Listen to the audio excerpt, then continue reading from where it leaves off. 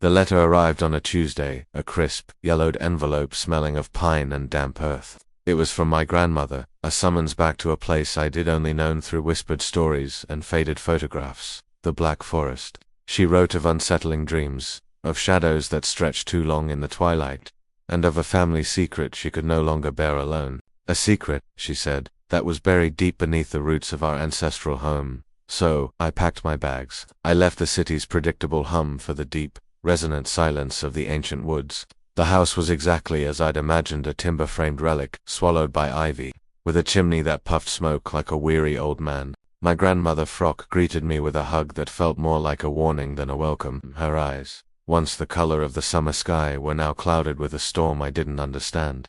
That first night, the forest came alive. The wind howled through the pines, sounding like a mournful song. Inside, my grandmother began her story. It wasn't a fairy tale. It was about her brother, my great-uncle Klaus, who vanished from this very house 70 years ago.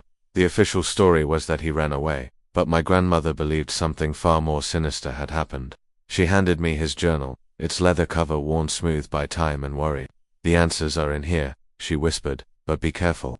Some truths are better left buried." Flipping through the brittle pages, Klaus's looping script painted a picture of a boy fascinated by the forest's folklore. He wrote about ancient rites, hidden clearings, and a presence he felt watching him from between the trees.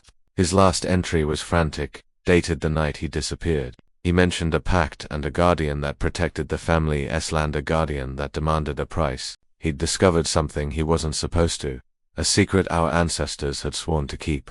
The next day, armed with Klaus's journal and a hand-drawn map from its final pages, I ventured into the forest.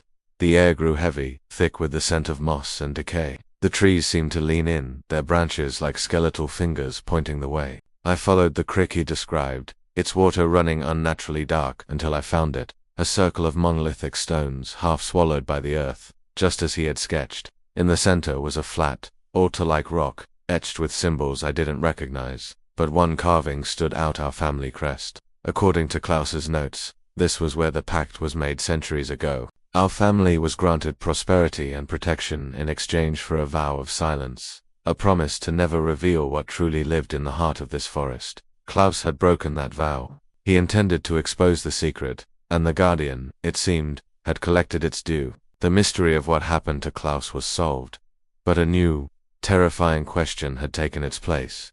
What does the guardian want now? The forest knows, and I have a feeling it's not done with my family yet. Thanks for joining me on this chilling journey.